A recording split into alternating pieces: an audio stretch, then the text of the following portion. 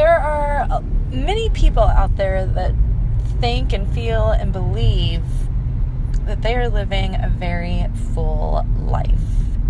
And they have lots of friends, and they're close to family, and they're doing well at their jobs, and they're always busy, and they're cultured, and they're going to concerts and games, and they're having get-togethers, and they're hosting events and parties, and they're doing their part, and they're, contributing to, the campaign that they think is right.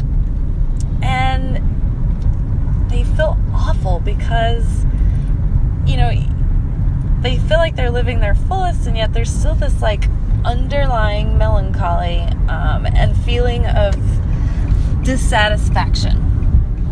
And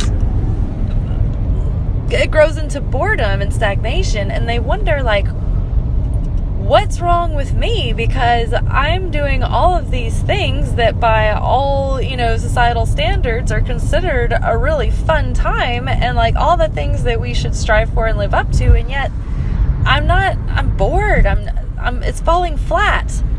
And then you start to feel even more guilty and worse. You start judging yourself because you're like, oh, I'm a terrible person. I have all this luxury, I have all these great opportunities, and, opulence when you consider what most of the world lives like, and yet I'm still not grateful, I'm still not satisfied. This wonderful partner and this family, and most people dream of having this, and for some reason I'm not feeling vivacious, I'm not feeling alive, I'm not feeling tapped in, tuned in, turned on.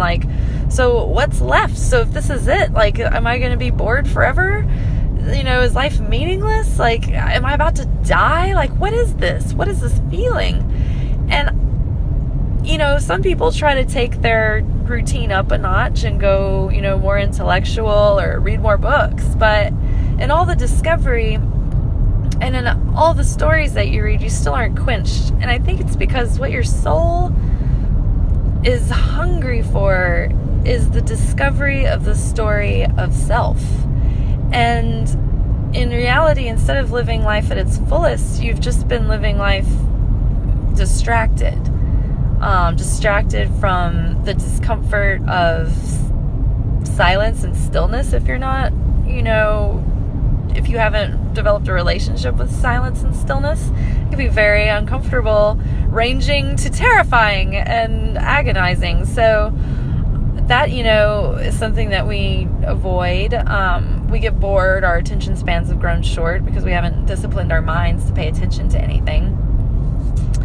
And, we feel like we need to be satiated. Plus, the ego wants us to be distracted because it's trying to distract your consciousness from being at one with your being.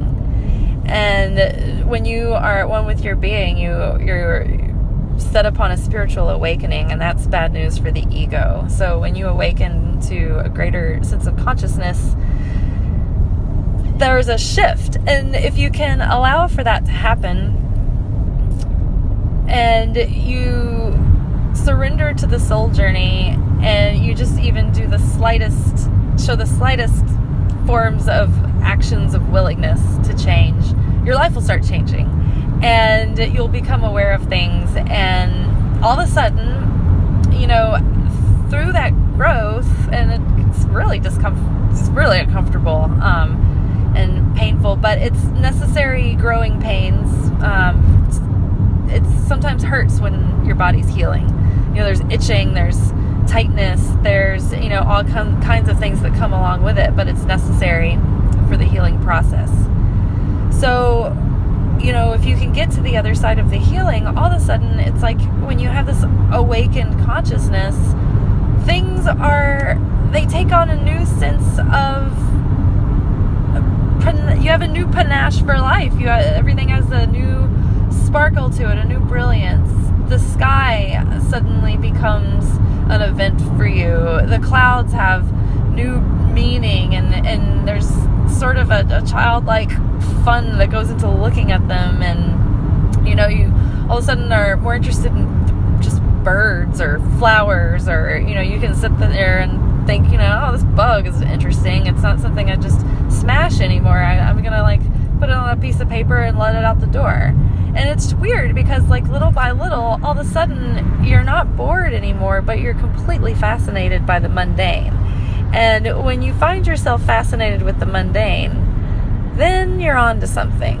Then you're starting to live a life where you can see it in Technicolor instead of black and white. And that is what we're going for. That is living in a state of presence where all of a sudden you sort of feel that sense of magic again that you lost in childhood.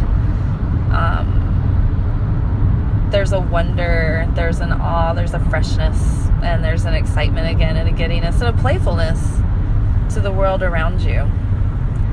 And yeah, that's what I would call living a Technicolor dream life. I hope your every moment is graced with light, love, and magic. Peace.